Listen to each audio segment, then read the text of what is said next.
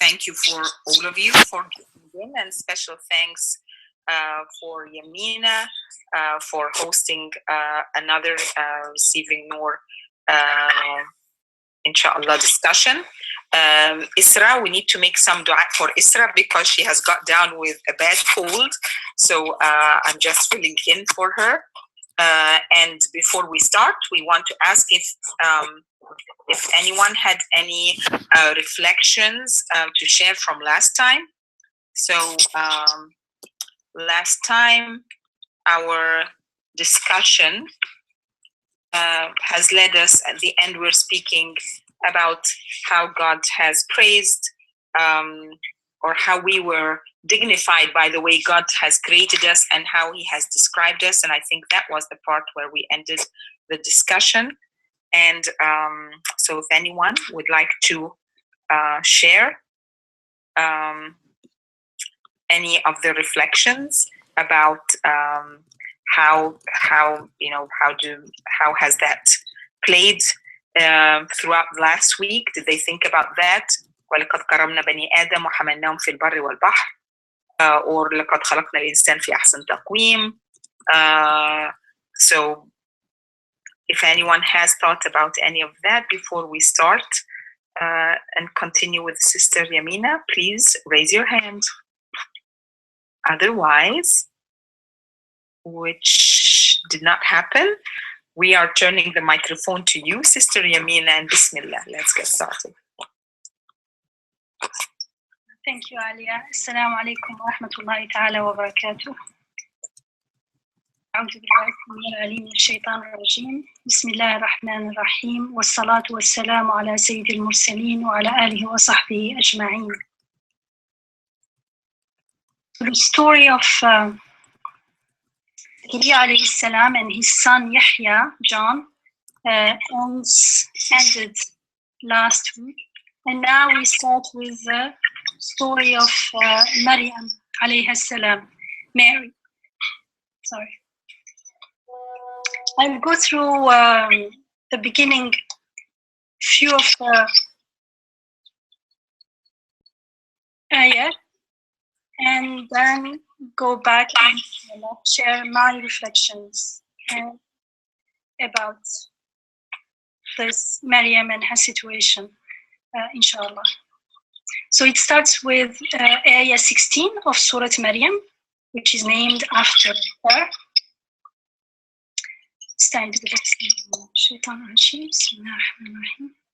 واذكر في الكتاب مريم إذ انتبذت من أهلها مكانا شرقيا فاتخذت من دونهم حجابا فأرسلنا إليها روحنا فتمثل لها بشرا سويا قالت إني أعوذ بالرحمن منك إن كنت تقيا قال إنما أنا رسول ربك لأهب لك غلاما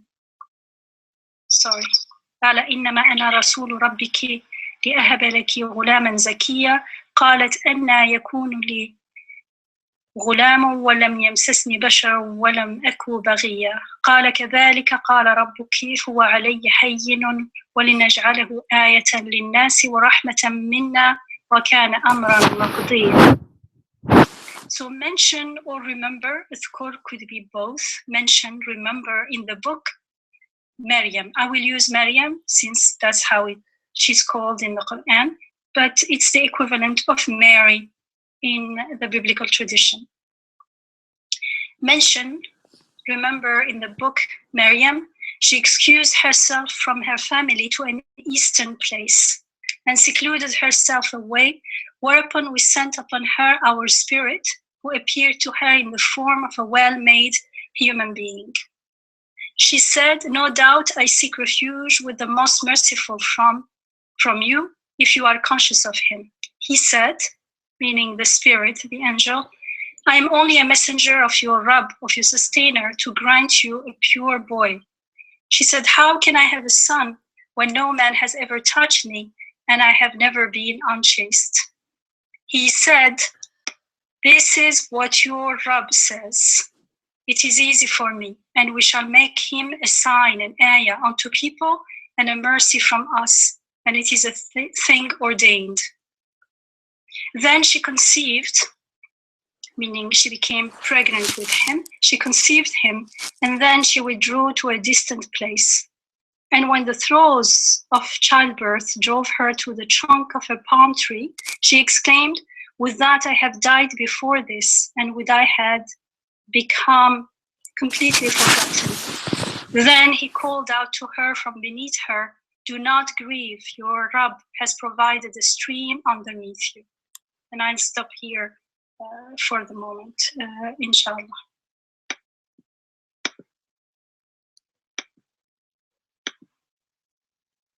There are signs in the language that immediately makes us think of Zakaria alayhi salam's situation. And that's ayah 20 and 21, when she's told that what she saw, which was the spirit from God, but she saw him in the form of a human being, when he said that he was a messenger of God bringing a son to her, then she says, "How can I have a son?" And that's exactly what Zakaria alayhi salam was told when he was when the angels announced to him that his prayer was answered and he was going to have a child. And he said, قال ربي أن يكون لي غلام. And she says exactly the same. قالت ربي أن يكون لي غلام. And the answer from the angel to Zakaria alayhi salam is also again قال كذلك قال ربك هو علي هين. This is what your Rabb says, it is easy for me. What comes after is different. But the fact that the words are similar is again a sign. The similarity is a sign, is an ayah pointing to a similarity in the message in both stories. Of course, they are not the same, but we will see that there are some similarities. It's interesting, in this passage, the way the story of Maryam alayhi salam is told in this particular passage, I personally find it quite tragic. We're not told who she is. We know who she is from other parts in the Quran. But if you look at the passage here on its own, we're not told who she is and what her particular conditions and circumstances are. So it's almost like we have this light projector projecting light onto this woman, and we see this woman alone who is seeking seclusion in order to worship God, and she has this encounter with a being that at first sight he looked to her like a fine man, and the word there for fine, well-formed, is sawiya, which is the same word that was used for Zakaria alayhi salam. So we're not quite sure how much he's aware that he's an angel, at least at first, because she seeks refuge from him. So clearly she's scared, she's frightened. Then he announces to her who he is and what he was sent to do, which is to give her a pure child, a pure son. When you read this the first time, not only it sounds unbelievable, but also if we put ourselves in Maryam alayhi salam's place, from our perspective, of course, now we're still listening to the text, we're still seeking guidance. We still have not yet uncovered the message that is coming to us. So at first it seems like it sounds truly unbelievable. And we see this young unmarried woman, and there is this announcement that she will have a child, and it feels very frightening. So you can relate to her when she seeks refuge from him, from the angel that has a human form, though. And the pressure must have been so much that later in Ayah 23, she wished she were dead and totally forgotten. It's emphasized in the Arabic. وَكُنْتُ نَسْيًا مَنْسِيًا. She says, يَا لَيْتَنِي مِتُّ قَبْلَ هَذَا وَكُنْتُ نَسْيًا مَنْسِيًا. I wish I were dead before the child is born, and that I would be totally forgotten. And looking at the apparent order of creation, the way we think we know how things operate in the world, it seems impossible for her to convince anyone of her innocence. I mean, she knows because she's going through it, but how can she convince anyone that this is a miracle? And it seems at this point to me that only a miracle may confirm the miraculous birth of Isa alayhi salam. And we know that the miracle does happen, and Isa alayhi salam spoke as a child, and we told in another part of the Quran that he spoke in the cradle. And there are other miracles. Here, what I just read a little bit earlier was the stream of water. And then later we are also told that there are dates, a trunk of a palm tree, and dates are given to her, and those are signs or small miracles to comfort her. Now, for us, hearing about her story, that's what she is going through, and that's how we may empathize with Maryam alayhi salam when we first read it. Another level of listening and to the story is for us hearing and listening to this story now, here and now. How do we react to this event, to this pregnancy, to this birth, after reading this story? I know it may not be clear, but what I have in mind is, okay, we know, we are told, we are reading it from the Quran, and our intention is to believe whatever is in the Quran. So let's say we don't question it, we have no doubt, we do believe, or that's our intention. But is it possible for our heart to be truly satisfied just because our intention is to believe and confirm the story? Do we truly in our heart feel, of course it is possible? And if it's possible, so what? What is the message? What is this ayah here? The whole story is pointing to what? What is it teaching us? Just so that I say, oh, okay, it's possible. Everything is possible with God. God is powerful over all things.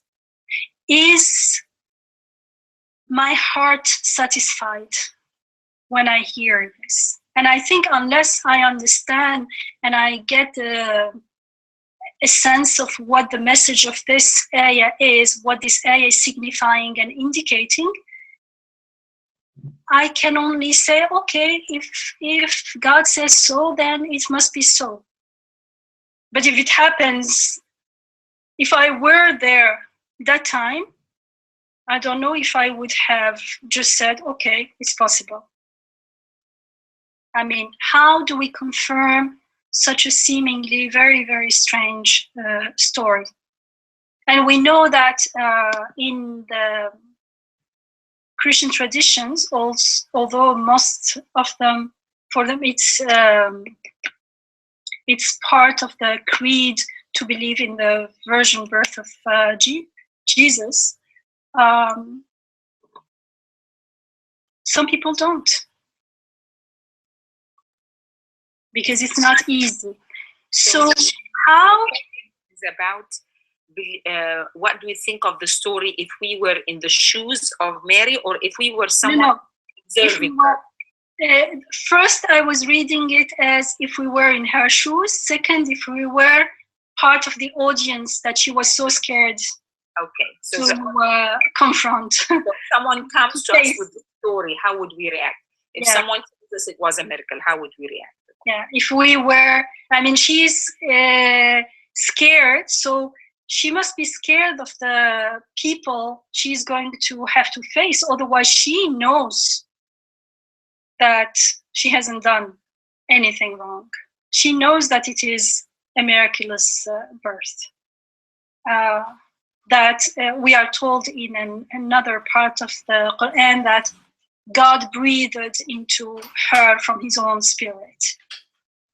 But like, if we were not in her shoes, but the people around her, how would we respond or react? Mostly we react, because to respond, it means we're already reflecting. So how do we confirm this story when, or this miracle, when the very coming into being of her child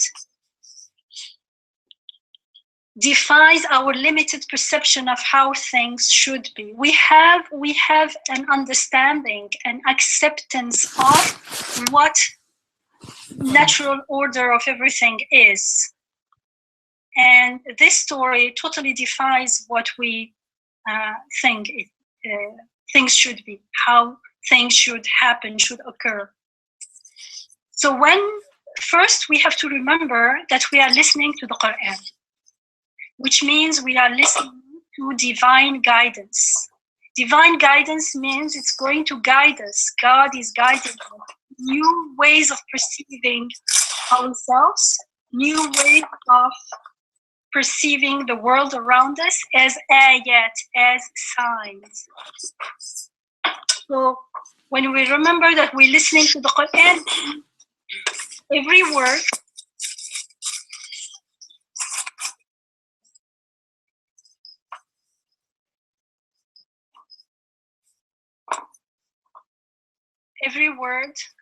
every ayah, every verse, the whole story, the whole passage are signs. They are indicating some realities to us, teaching us something that without the help of this divine guidance, we wouldn't be aware of. So, and what they're telling us that what we experience. Can we unmute everyone, please? There's a background noise. I thought it was you, and I figured out it was not you, so I muted. Okay, thank you. Sorry, I meant mute, not unmute. I thought it was you, Yamina, first. Okay. Thank you. And so the ayat, the signs of the Quran, tell us again and again that everything that is happening in the world, within ourselves and around us, are ayat. They are signs. They bear messages from the unseen. They bear messages from our Rabb. So then we realize that this story is an invitation for us to reconsider what we call reality. And we did that with the story, the case of Zakaria alayhi salam being old, and his wife being old and barren. She had never had a child, and then they are given the news that they will have a child. So here again, this is an invitation to reconsider what we call, what we think is reality, our perception of reality, and to reflect on what we mean by causes, and the relationship between what we call causes and their so-called effects, which is you do this, you plant a seed, an apple seed, you get an apple tree, and you water it, and this and that, you get an apple tree, and that's it. And we take it for granted that this is how it is, and we don't usually question the relationship. We take it for granted, and we say always like the seed, as though the seed has to give the tree, and the tree has to come from the seed, as if the seed were the source of the tree or were making the tree. And if we saw it happening in another way, we would be totally puzzled, and many of us would probably just dismiss the whole story. But here, because we have trust that it's being told to us for a purpose, then we stop and say, what is the purpose? What's going on here? How come this can be possible? And this is like in the case of Zakaria alayhi salam, but this time the ayah, the sign, is much more challenging. It's much more compelling. It's much more powerful. I mean, it's one thing to accept that, okay, maybe parents that are old, never had a child before, and having a child is, to accept things is one thing. But when you're told a young woman having a child without father, that's really, really, like, the difference is really huge. And for me, only kun fayakun, be and it is, can explain this mystery, this secret.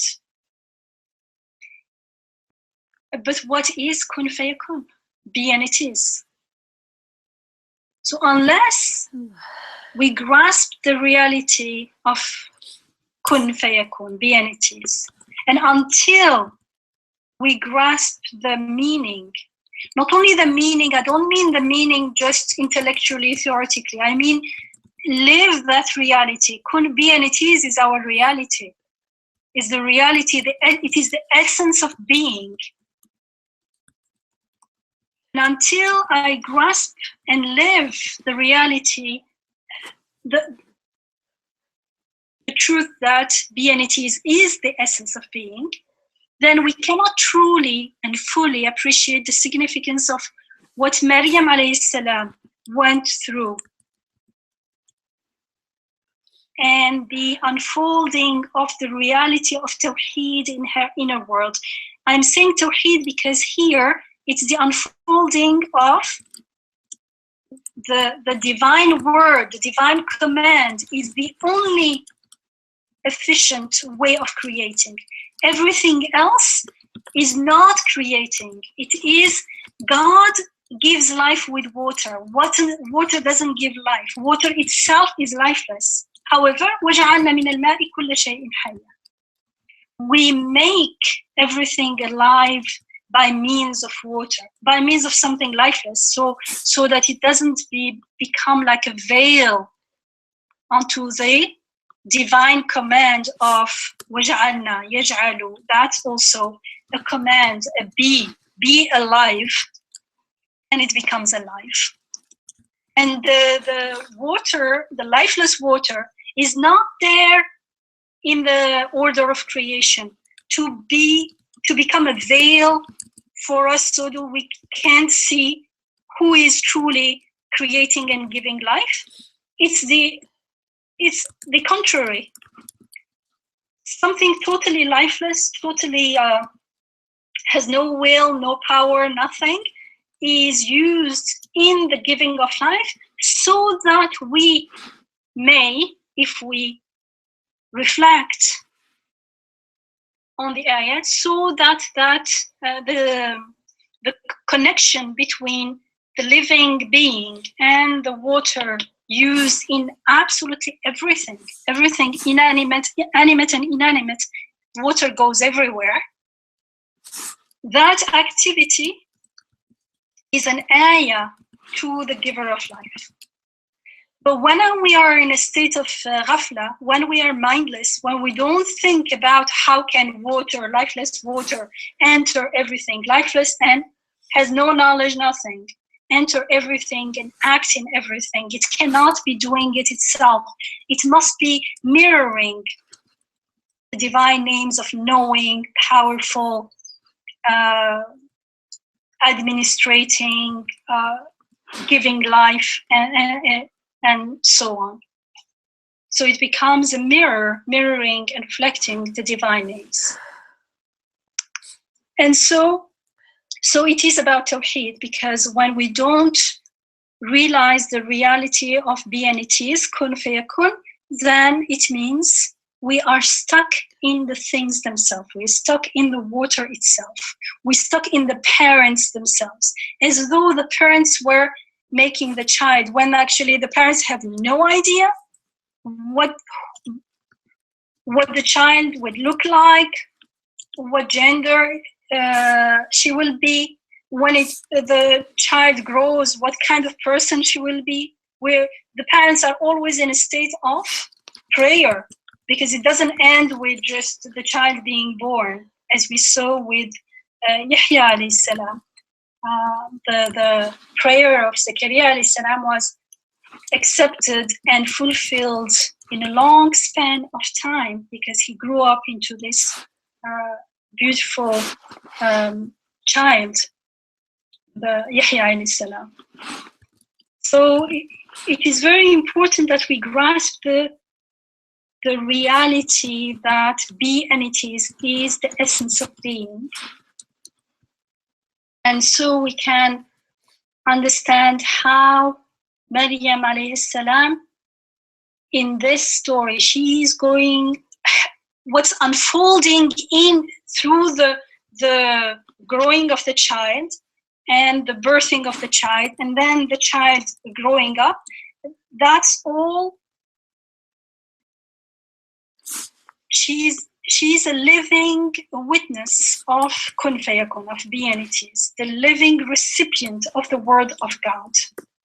And the word of God is used for Isa alayhi salam in particular, but it's also, we know that everything is also the word of God, because everything is created through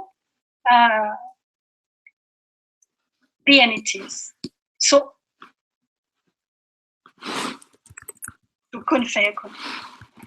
Through kun, let's say, because fayakun is the result.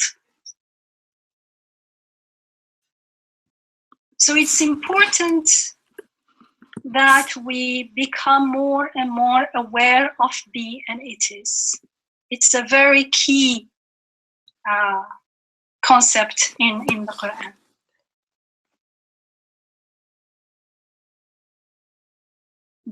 The more we are aware and we grasp and we live and we witness the reality and the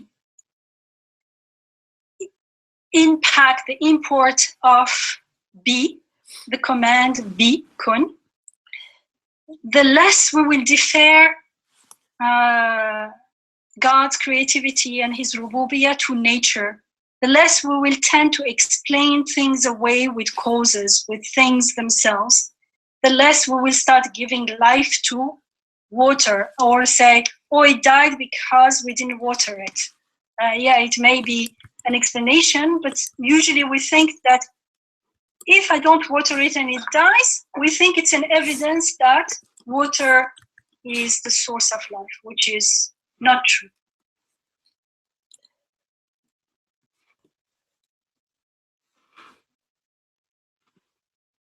From the perspective of Zakaria alayhi salam's, his interaction with Maryam alayhi salam is different, because not only he knows her well, but also he prayed.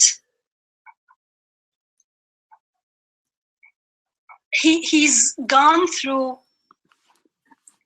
a similar, maybe not the same intensity, but a similar experience. He prayed for an heir, and his prayer was answered in a miraculous way. Miraculous in the sense that we are not used to it. Otherwise, everything is miraculous. When you have, both parents are healthy and young, but it's still miraculous because they cannot make the child. Assalamu alaikum, Yamina. We have a question by Islam. So I'm gonna unmute so she can ask. Go ahead, Islam. Thank you. My question is here. This topic is one of the, actually this passage in the Quran, one of the passages that I really struggling to understand. My question is, like, in those kind of things that we are not able to witness, let's say, to the kun feyekun, as you said, I want to ask that all the things that we see, it's proving that the God has no limit for the power. That's the only thing that we need to take from this, so we can understand that whatever we wish, whatever we need to ask for, even if all the steps are not in one line, it can be happen just to saying with kun feyakun from Allah. That was my question. Thank you. Actually, maybe inshallah next week we can talk a little more about it, or maybe we can have a teleconference on kun feyakun. We may not be able to witness. We didn't see the birth of Isa alayhi salam. We didn't go through it ourselves, but all of us can and are supposed to witness the reality of kun fayakun in the creation here and now and around us. And what you said about the all-encompassing power is part of it. I'm saying it's part of it because it's not only power, but the other divine attributes are also, I wouldn't say involved, are also part of the process of creation, are also witnessed. But also, I always want to add that witnessing is not only knowing, it's not only information. Information and understanding the process is the first step. It is necessary, but it is not sufficient. It is necessary, that's why we come together and share that knowledge. But that knowledge is, unless and until each one of us actually live with it and actually witnesses it at different levels, we cannot attain that state of certainty. And even in the certainty, there are different levels of certainty. The certainty of seeing, and the certainty of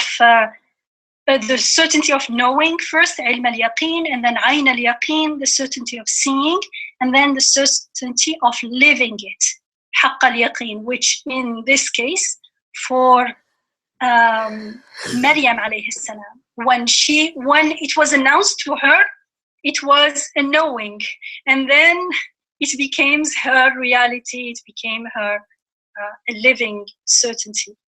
And all those terms are terms from the Quran itself. And I think it's very important because it's also related to having yaqeen in akhirah. And we mentioned before how in the Quran, mostly we're not only told to believe in akhirah, yu'minuna bil akhirah, but yuqinun, they have certainty. And not only they have certainty, but it is emphasized in the language. We're not told yuqinuna bil akhirah. No, we were told wahum bil akhirati hum yuqinun, which is a 3 levels emphasis. So they are not only certain, they are totally certain of akhirah. And it seems counterintuitive because like akhirah is something will live after death. But if someone witnesses kun fayakun, be and it is now and it is possible, because everything is the result of be and it is. If something exists, it is the result of be, because be and it is. If it is, go the other way around. It is, therefore, it is a result of be. So the whole Quran, we are again and again taught how to witness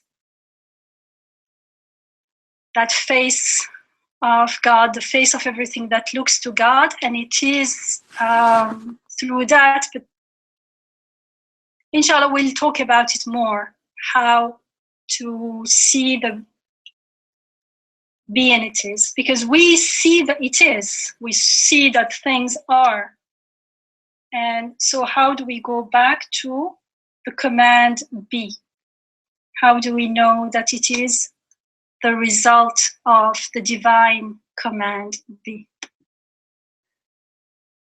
And it's also a key area, because if truly we can interact with the world and see everything in terms of be and it is, everything will be much easier to confirm, much easier to live the reality of Tawheed,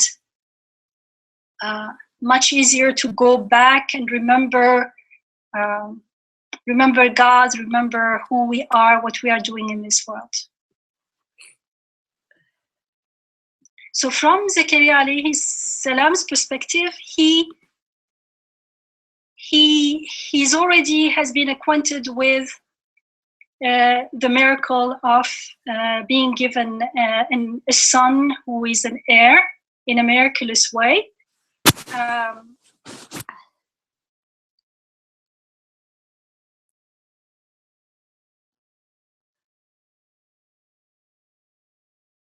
Okay, before that, I was going to say, well, he knows Maryam, but before that,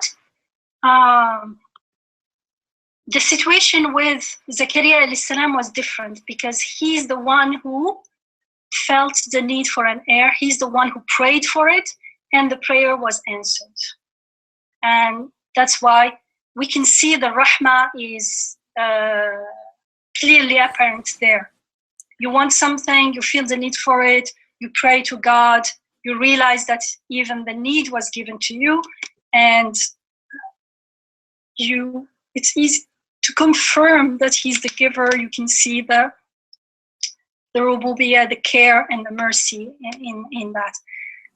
In the case of Maryam alayhi salam, here the case is very, very different. She is not asking for anything, and I don't think she would ever have had asked for a child in her situation. Actually, must have been a big burden. I mean, a very burdening and heavy responsibility.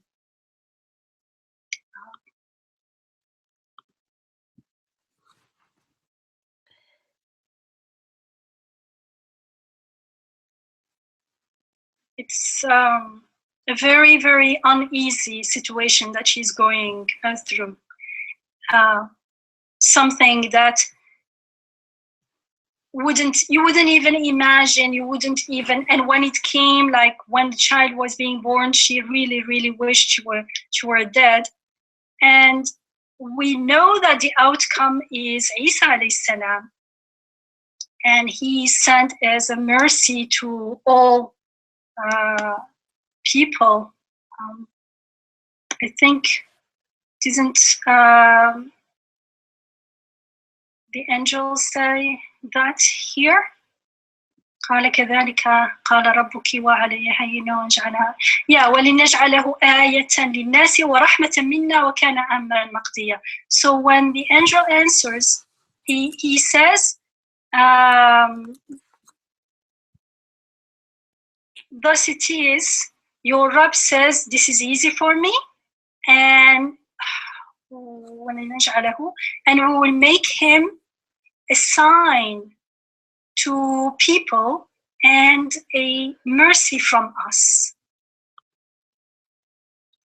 So she is being told that the child will be a sign to all people and a mercy, and she knows all this, and we know she's devoted. At least here we don't know exactly, but we know that she's secluding herself and worshiping God, so she must be a very pious and devoted to the worship of God, a very pious woman. And yet it is still very distressing for her. And that reminds me of Zakaria alayhi salam. We said, although he was the one who asked for the heir, and when he was given the news that he will have a son, he still said, how can I have a son when I'm old and my wife is old and barren? And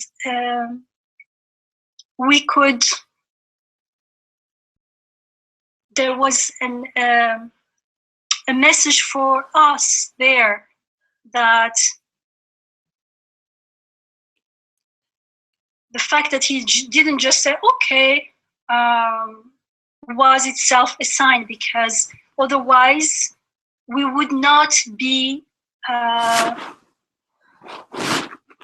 making new breakthroughs in Iman, in believing in God, in our certainty, in our experiencing the reality of Tawheed. So Zakaria alayhi salam was there, a role model for us, that for him also, that event was a breakthrough, was a means to a new, higher, let's say, awareness.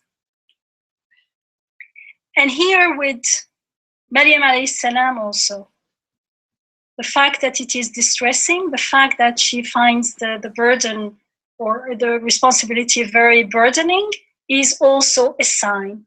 I mean, just because she knows that the child is a mercy and is a sign, doesn't mean that it's okay now. Then she doesn't mind, she doesn't care, or she doesn't feel the burden. I mean, we can empathize with that. We know, for instance, we know that whatever befalls us is from our Rabb. We agree, all of us. We know this, we accept it, and we know that whatever happens with rahmah, with hikmah, with wisdom, meaning, and purpose. There are so many verses in the Quran, and we accept them.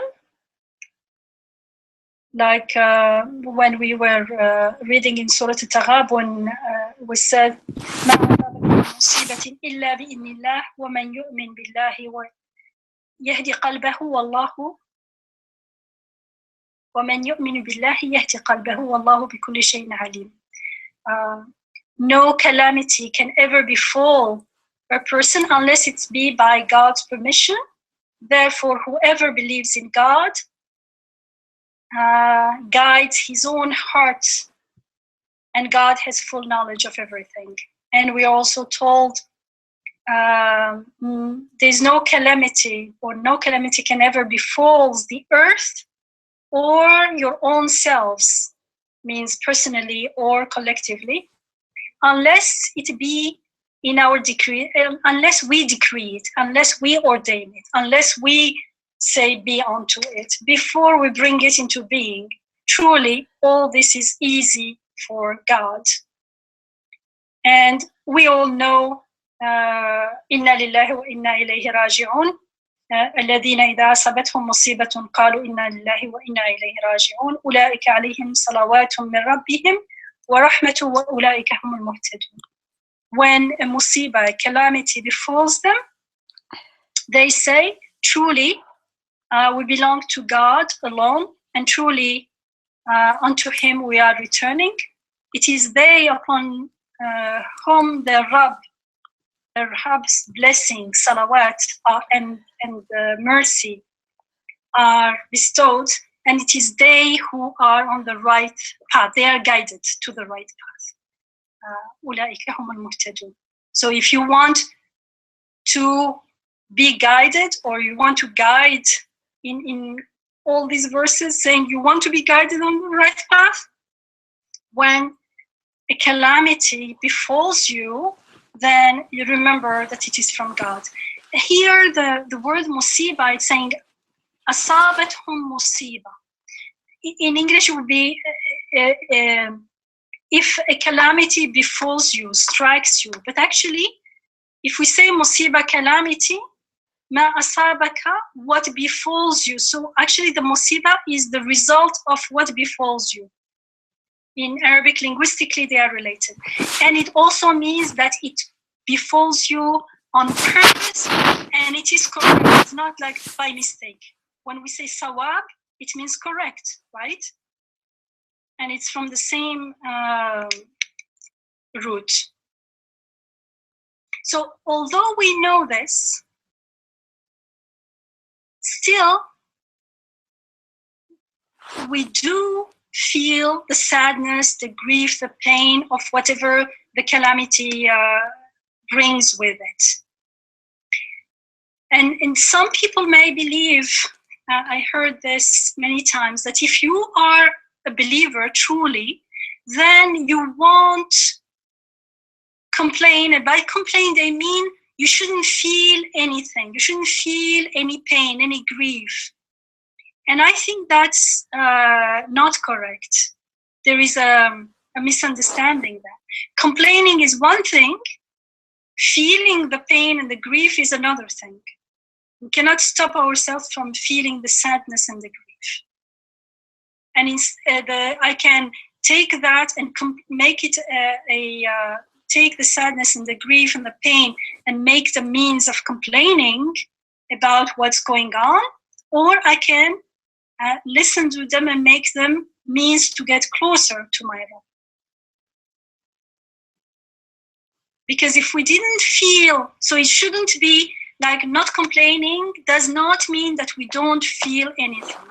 Because if we did not feel any sadness, any pain, any grief, when something happens, when you lose a child, when you lose a parent, a dear friend, for instance, then what befalls us wouldn't fulfill its purpose. Then the good and the bad would be the same. Hunger and being full would be the same.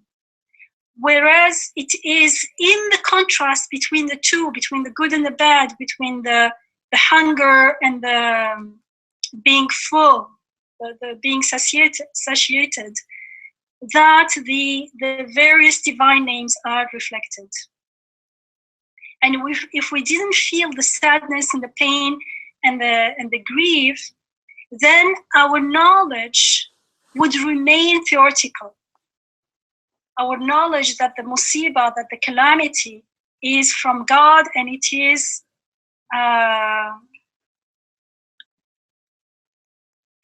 is befalling us with a purpose, with wisdom, then it remains a theoretical knowledge, information.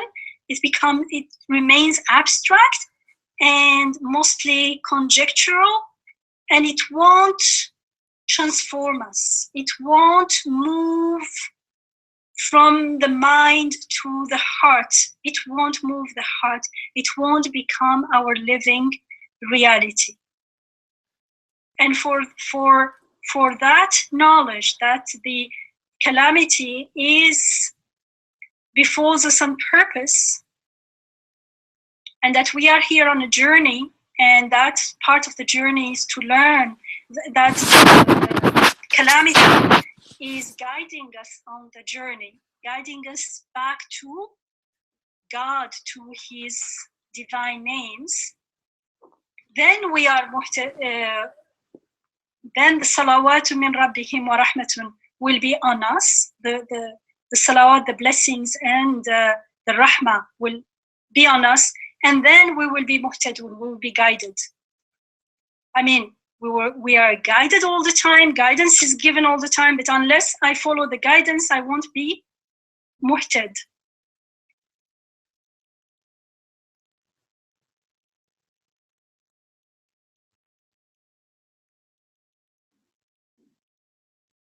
So the sadness and the pain may be more intense when we forget that they befall us purposely, but they are still there in any case because they are part of the human experience, and it is what makes us feel and read the messages of Rububiyyah and Rahmah and Hikmah within the calamity. It is through that, because of the pain and the sadness and the grief, that they call to our attention and that we listen. It's like the hunger. It is because of the hunger that we seek food, and that the food gives us pleasure, and that we can see beyond the food. We can see the gift and the providing that is reflected through the whole the hunger being full food relationship. And so here the pain, the sadness, and all that, they are what makes us feel and read the messages of Rububiyyah, the messages of Rahmah and Hikmah that are communicated to us through the calamities. And so here we feel the distress of Maryam alayhi salam and her grief. And we feel that just like they speak to her, they also speak to us. They are ayat. They are ayat because they are mentioned in the Quran. They are part of the ayah. And also because they are referring to lived feelings that she lived, that everyone would live in a distressing situation. They are indicating a need. In this case, a need may be for comfort for her to know and being assured that her Rabb is with her always. And that's when she's told in the next ayah, then he called out to her from beneath her, do not grieve, your Rabb has provided a stream underneath you, and carries on also about the dates, the palm tree and the dates. فناداها من تحتها ألا تحزني قد جعل ربك تحتك سريا. So this ayah fits nicely because yes, she did feel the need, lived that need for comfort. She was sad and distressed and anxious, and the answer comes to her.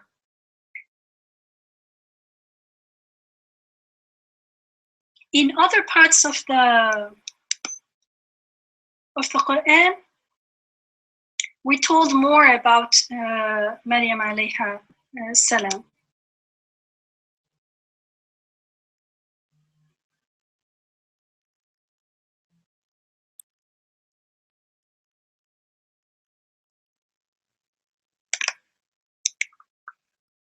But the fact that here in Surat Maryam, in this particular passage, we're not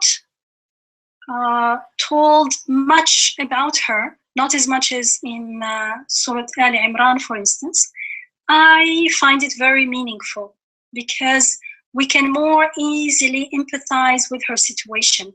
It's like all the other details are not there to clutter, it's not about cluttering, but so that our attention, so we can focus on what our Rab, the text here, through the text, wants us to focus on, and which is mostly her situation and her state of distress, that this is a serious situation, that something very important is going on here, that it's easy to say, oh, she lived the reality of be and it is, but to go through it yourself doesn't seem that easy. The outcome may be beautiful, but it's like the process of giving birth itself. The pregnancy is not that easy. The process of giving birth can be very painful. But when the child comes, there is much joy. And I'm not saying it's the only way we experience reality, because what we saw with Zakaria alayhi salam was another way of interacting with our Rabb. And this is another aspect of our lived reality. And the distress here is mostly, it feels like, how is she going to face her people?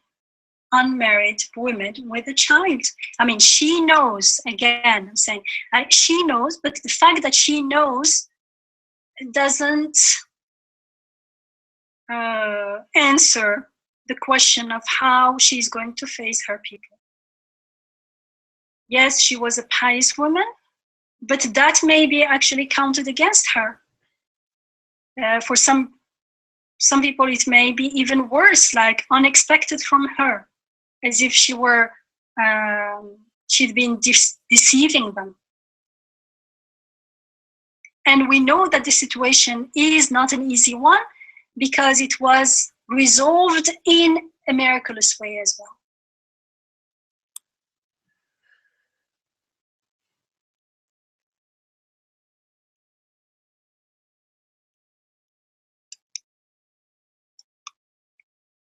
So back to Zakaria alayhi salam, he had been prepared to receive Isa alayhi salam because he went through a milder, let's say, miracle from our perspective, of course, because from the aspect of creation, everything is a miracle. But from our perspective, it looked like, okay, it's a miracle, but I can take it. But a child without a father, that really, really, I still have to.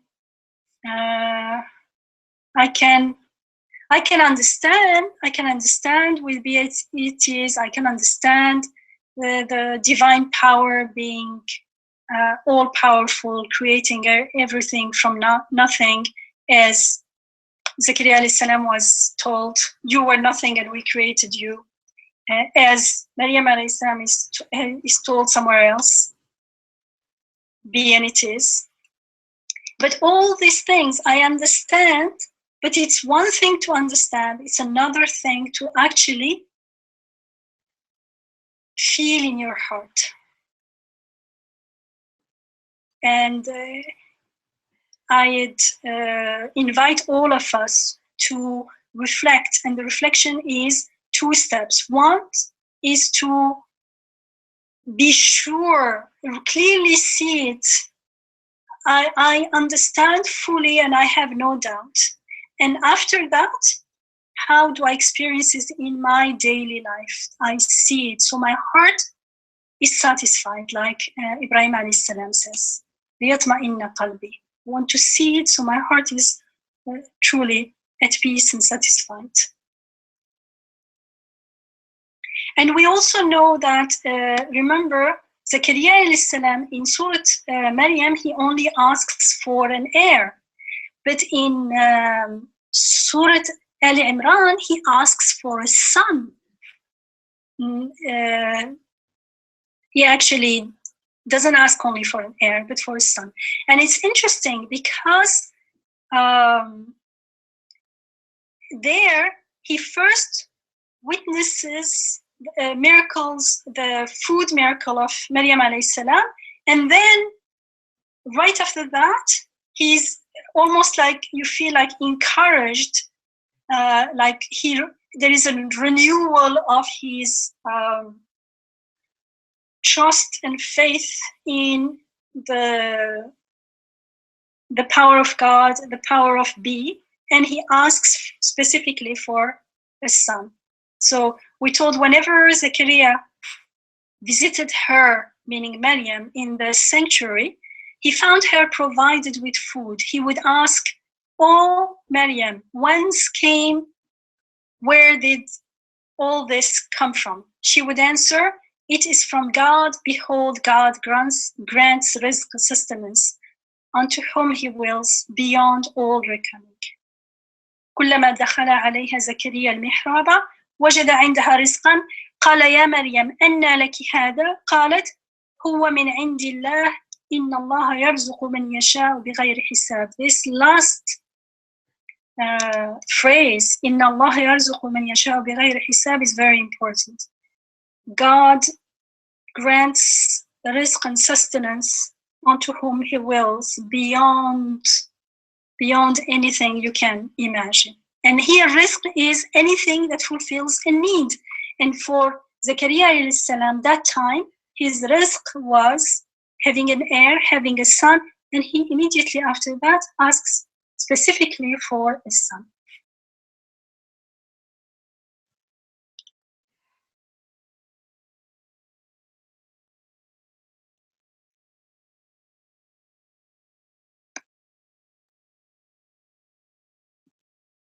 And in that passage before that, we told about the birth of Mary. So we know about Mary in the Quran before she was born. We are introduced to her mother. We told when a woman from the house of Imran prayed, "O my Rabb, behold, unto you do I vow the child that is in my womb." So Maryam's mother is pregnant and she's devoting her. She wants her to be devoted to the service of God. "Accept it then from me, truly you alone are all hearing, all knowing." But then she wanted her to be, she thought it would be a son, and the son would be devoted to the worship of God and live in the sanctuary, in the temple. But then, when the child was born, it was not a son, but Maryam. But when she had given birth to the child, she said, "O my Rabb, behold, I have given birth to a female, while God has been fully aware of what she would give birth to, and fully aware that no male child she might have hoped for could ever have been like this female." Like this female, Maryam alayhi salam, was much better than any male child she could have wished for. "And I have named her Maryam, and truly I seek your protection for her and her offspring against Satan the accursed." This is a nice dua, inshallah, to make for our children as well. "And thereupon her Rabb accepted the girl child with goodly acceptance and caused her to grow in goodly growth and placed her in the care of Zakaria. And then we're told whenever Zakaria visited her in the sanctuary, he would find food with her.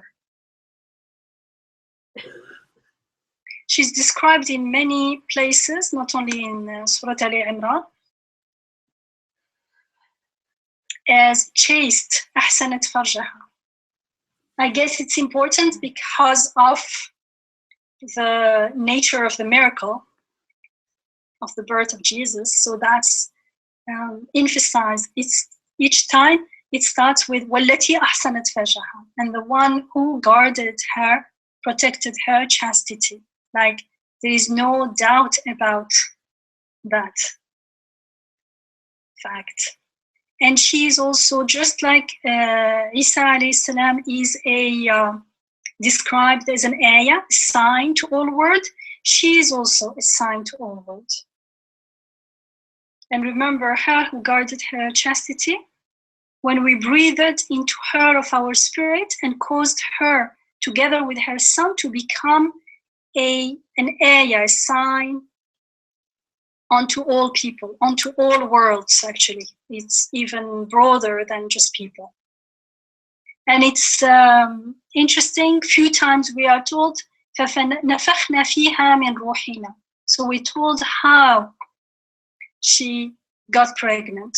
God breathed in her from his spirit, and this is how Adam alayhi salam was created, if you remember. In the Quran, the same expression is used, and as we are told in the Quran, Isa alayhi salam had a mother and no father. It's like, it says, okay, but Adam had no father and no mother, no parents at all. What was the ayah? إن مثل عيسى عند الله كمثل آدم خلقه من تراب ثم قال له كن فيكون. Truly, in the sight of God, the nature of Isa, of Jesus, is as the nature of Adam, whom he created out of clay or out of dust, out of earth, turab, and then said unto him, be, and he is. You can see it's again coming back to this be. If we understand be, then we will start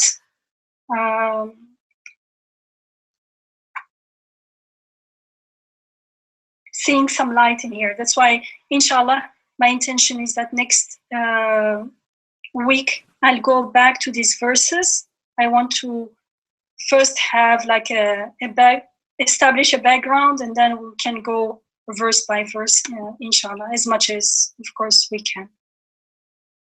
In another area, we are also told, and وَمَرْيَمَ ابْنَتَ عِمْرَانَ الَّتِي أَحْسَنَتْ فَرْجَهَا, and Maryam, the daughter of Imran, the daughter, she doesn't have to be directly the daughter. She could be only from the lineage of that family, who guarded her chastity again, whereupon we breathed of our spirit into her womb again, and who accepted the truth of her Rabb's words. So we told وَصَدَّقَتْ بِكَلِمَاتِ رَبِّهَا وَكُتُبِهِ. She accepted the truth of her sustainer''s word and of his revelation, his books, and she was one of the truly devout ones. So she's described as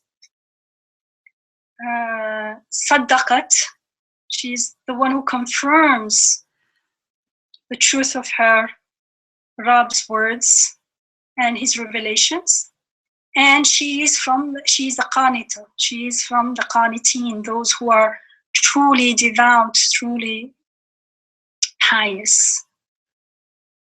When we think of نَفَخَ فِيهِ مِنْ رُوحِنَا, it always makes me think of artificial insemination. That time, of course, there was no way people could think of another way of creation. But for us now, actually, it's a little bit, it's another sign, let's say.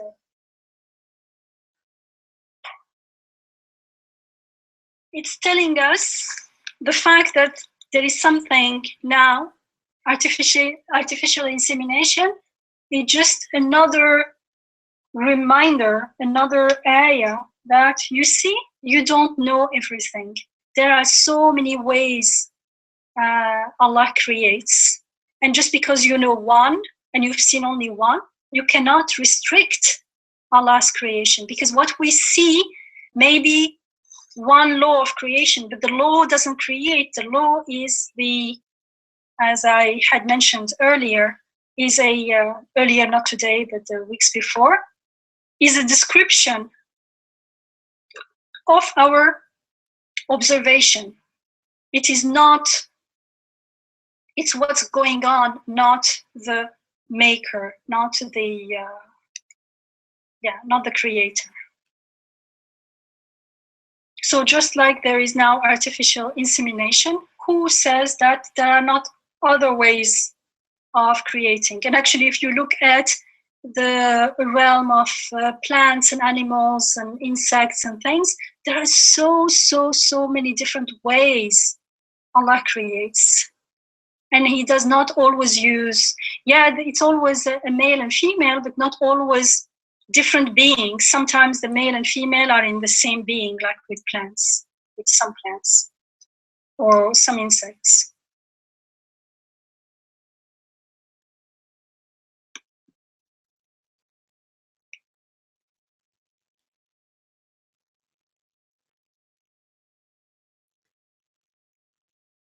So just like she is described as the one who confirms the truth, صدقت بكلمات ربها, she is also described as صديقة, like truthful, like never deviated from the truth. Siddiq, there is an emphasis in sidq here, in truthfulness.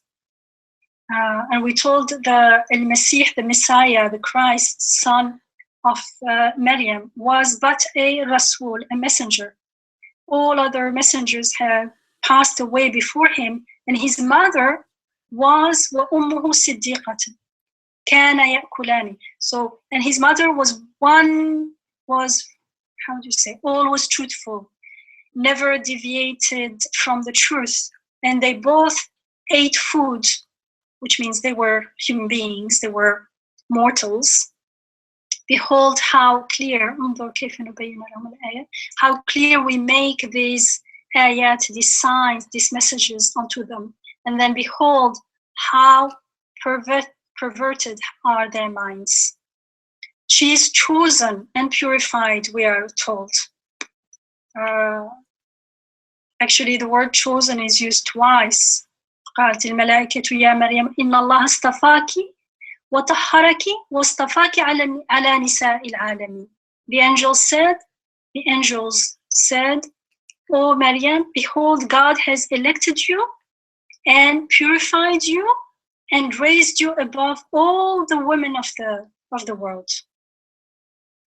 And she is told, اقنطي لربك واسجدي واركعي مع الراكعين.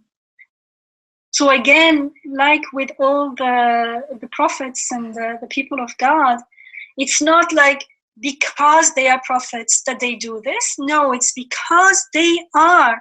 It's because she is truthful, because she never deviated from the truth, because she was so pious, that she is chosen. And so she's told, O Mary, remain truly devout unto your Rabb and prostrate yourself in worship and bow down with those who bow down before him. So this is valid for everyone. If it's good for her, whoever wants, she is the role model. You want to be more like Maryam, then be devout yourself to your Rabb, prostrate in worship and bow down. And I want to go through so that next week maybe we will have to sometimes go back to this text. But the story of the angel visiting Mary and announcing the birth of Jesus, of Isa alayhi salam, alayhum as-salam, Mary and Isa, is told in detail in the third surah, in Surat Al-Imran. But then we are told that the angels, not one angel, but the angels said, O Mary, behold, God sends you the good news through a word from him. who shall become known as Al-Masih Isa. Maybe we can say Messiah is more like the Messiah, but maybe some people will say Christ, Jesus Christ, son of Maryam, of great honor in this world and in the life to come. And he shall be of those who are drawn near unto God. وَمِنَ الْمُقَرَّبِينَ, those who are close to God. And he shall speak unto people in his cradle, and as a grown man, as an adult, and he shall be of the righteous, min as-salihin, like Yahya alayhi salam. And she said, "Oh my Rabb." So the angels speak to her, but she answers, "Oh my Rabb," like Zakaria alayhi salam. The angels speak to him, but he answers, he speaks to God directly. "Oh my Rabb, how can I have a son when no man has ever touched me?" And he answered, "Thus it is, God creates what he wills. When he wills a thing to be, he only says unto it, be, and it is." You see, we came back again to this key verse. قَالَ كَذَلِكَ اللَّهُ يَخْلُقُ مَا يَشَاءُ. He creates whatever he wills. إِذَا قَضَى أَمْرًا فَإِنَّهُ يَقُولُ لَهُ كُنْ فَيَكُونُ. Whenever he wills, he decrees a thing, he only says unto it, be, and it is. He wants something, he says be. That's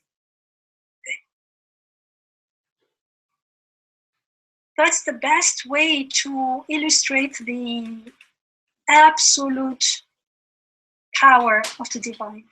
There is no limit to his will. And he will impart unto him, وَيُعَلِّمُهُ. He will teach him, he will impart unto him the book and wisdom, الكتاب والحكمة والتوراة والإنجيل, and wisdom and the Torah and the Gospel. And he will make him a messenger unto the children of Israel. And then it's Jesus speaking. And he says, "I have come unto you with a message from your Rabb. I shall create for you out of clay, as it were the shape of a bird, and then breathe onto it, so that it may become a bird by God's permission. And I shall heal the blind and the leper, and bring the dead back to life by God's permission. And I shall let you know what you may eat and what you store in your houses. Behold, in all this there is indeed an ayah, sign for you, if you are truly believers." So he's telling them about we told about the miracles of Isa alayhi salam, but each time he says, by God's leave, bi-idhni.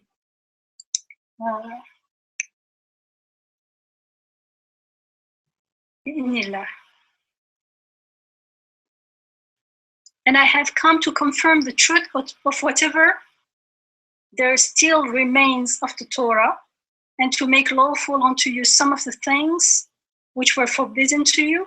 And I have come unto you with a message from your Rabb, your sustainer. Remain then conscious of God, and pay heed to him, and obey him. And pay heed unto me, وَأَطِيعُونَ. It means obey me, follow me. Inna Allah Rabbi wa Rabbukum fa'buduhu hada siratal mustaqim. Truly God is my Rabb, my sustainer, as well as your sustainer. So worship him alone. This is a straight path. So this is the story that we are told in the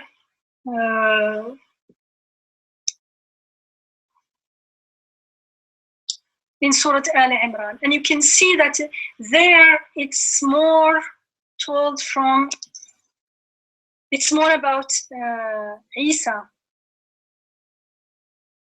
alayhi salam than Maryam. But here in Surat Maryam, it's truly the story is told from the perspective of Maryam herself. And you can feel the tragedy of what she is going through.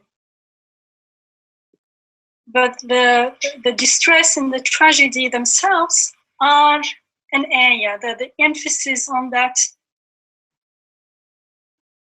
on what's going on. It's like you cannot just read it and go on if you truly want to learn from it, because something awesome is going on here. A child is being born without a father, and who more than Maryam is going to feel the awesomeness in both senses, in the awesomeness of the miracle, or the awesomeness of God's creativity and his power, the power of his miracle, and also the awesomeness of the incredulity of people around her. And you can see how everything comes with two sides. And at the same time, this huge miracle is coming also with a huge, very, very, very important child. And we can see now, because we look at it through history, someone who changed history, who didn't live long, actually. But as we're told in the Quran, he was indeed a sign together with his mother. And so this awesomeness, the gravity, the seriousness of what's going on, the very, very unusual birth of this child calls us to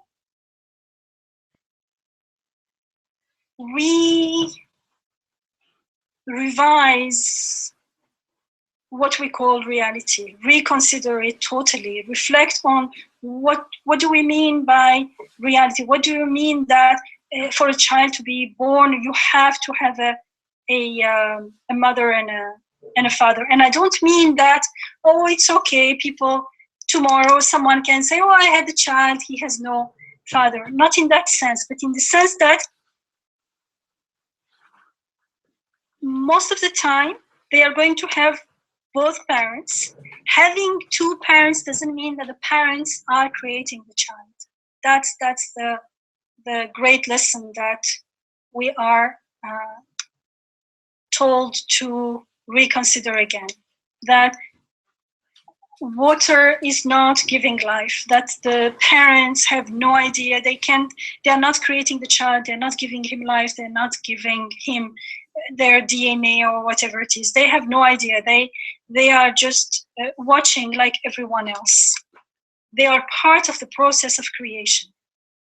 And I think that's the getting us ready to behold the awesomeness of the command, the divine command, be, through which everything exists and subsists right now, here and now. And I think that's really something to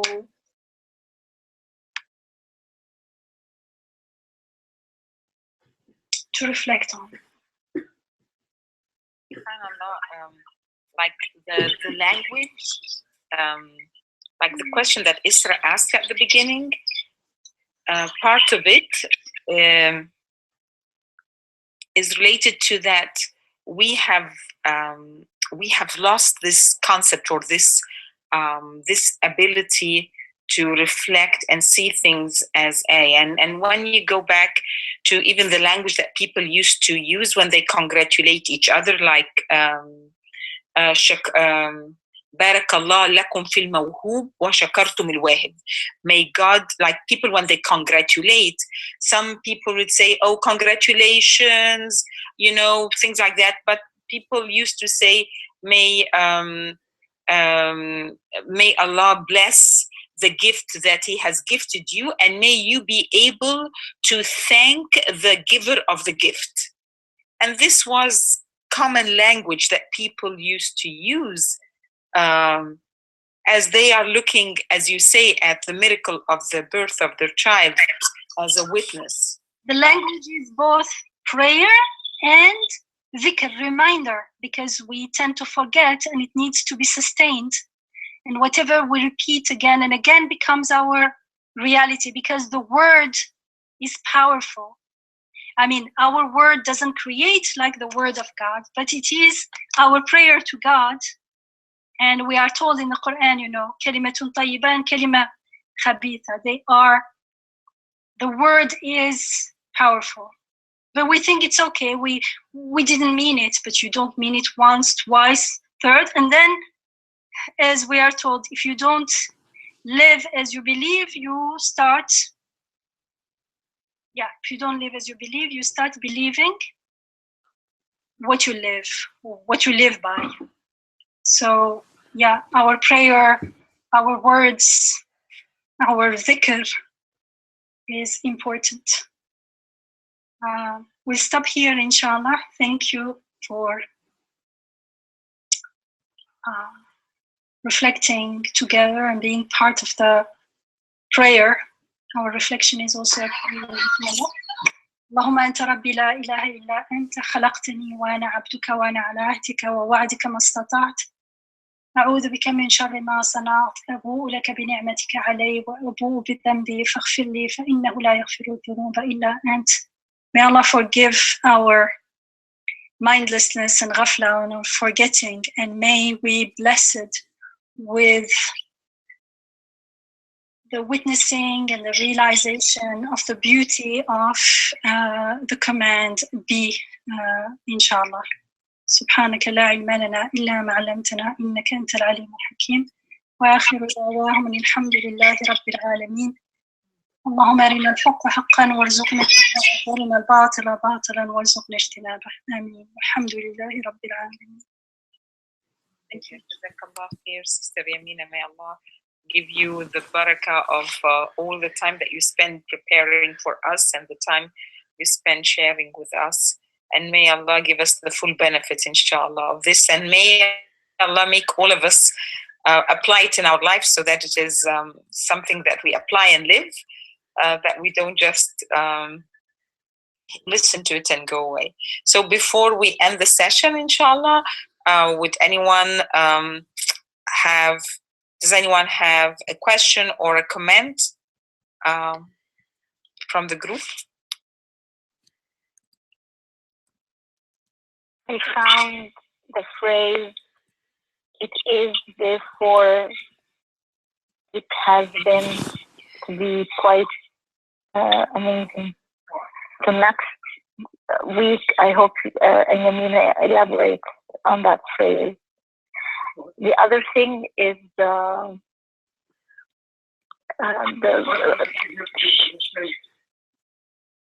other thing is to please maybe shed more light why the emphasis on guarding Maryam alayhi salam, guarding her chastity. I mean, is it unusual to guard your chastity? And why ahsanat rather than, I mean, the word ahsanat isn't from ihsan. I understand the emphasis is to protect her reputation. But it was not ihsan. Ahsanat, sad, not seen. Okay. But isn't this, shouldn't this be the usual course? Yes, but if you have a child, then it becomes people won't take it for granted anymore. But why is she referred to in terms of her vagina? I mean, why is she not referred to in a broader light? But chastity may not be in more spiritual tafsirs. The virginity is not only in physical terms, but also in Arabic. The word is her vagina, actually, which is pretty graphic.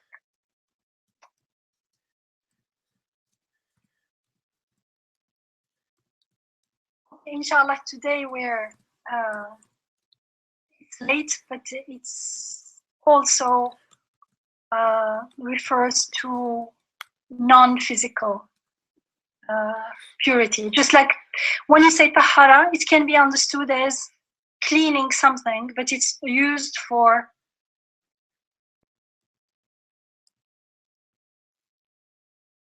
spiritual cleanliness and purity as well. Okay, thank you. Could it also be used, Yamina, as like physically? So, like, you know, God is confirming that physically she was not touched in a very That's the clear first meaning. physical term. Yeah, that's the first meaning. Yeah, so that no one can doubt that. So that because people later on, like in some Christian traditions, they say that she got married, or some, I don't know which traditions, but like some traditions say that she got married, and that's how she conceived a child. So here, like, you know, here it's important because she conceived the child, and because if we don't understand that this is a miraculous birth, we miss the whole beanities. It will be like, okay, we have to find the father because that's the way we know how things happen. And we will be back to step 1, 0. We wouldn't have learned anything from the story. So the fact that she was actually virgin, as you said, Alia, that no one touched her, is important precisely because she conceived the child. And the whole thing is about beanities.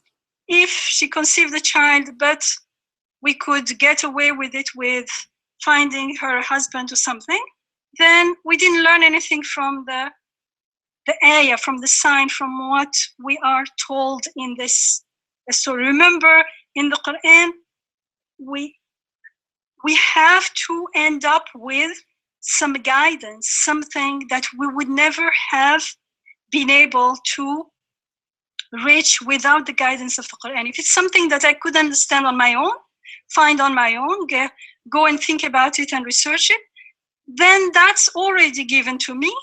The Quran wouldn't repeat it. If it is in the Quran, it means I can confirm it, but I could not find it on my own.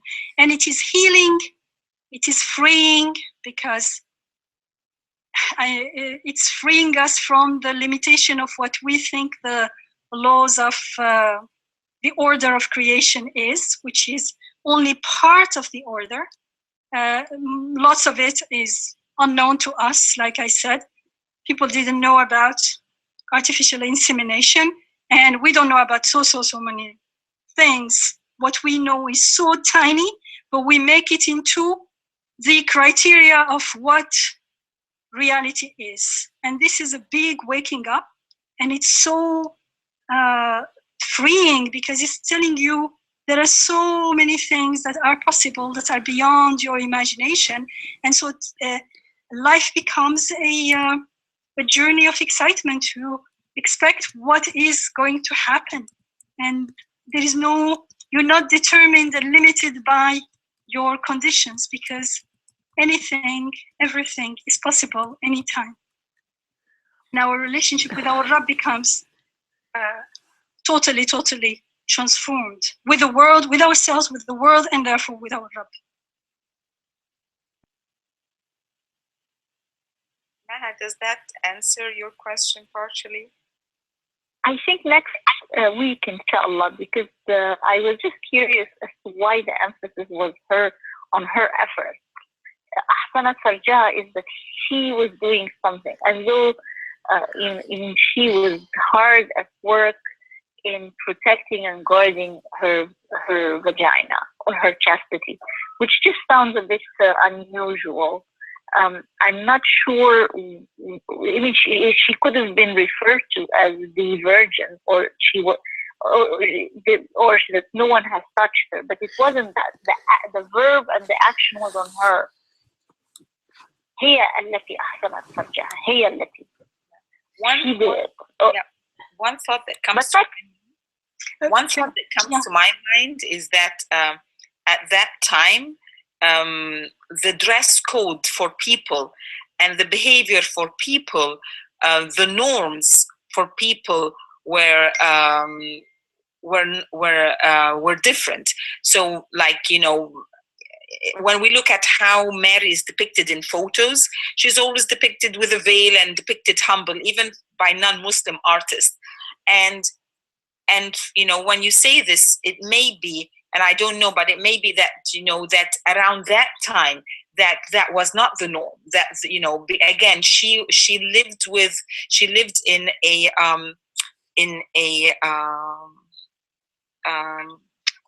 temple, and she maybe was approached or not approached, but obviously she was not اتخذت من دون قومها حجابا, like she was different from her people. And is it only that hijab that she took, or was it also being active in protecting herself from being part of the normal, of whatever the normal sexual life was? So maybe that is another but again, next week we can, like, you know, maybe read more and reflect more. Jazakallah khair, Maha, for your question, and Jazakallah khair, Yamina, for helping clarify. So I think now 10:15, inshallah, we end with والعصر إن الإنسان لفي خسر إلا الذين آمنوا وعملوا الصالحات وتواصوا بالحق وتواصوا بالصبر. جزاكم الله كل خير. Thank you very much. Assalamu alaikum. I will stop recording. And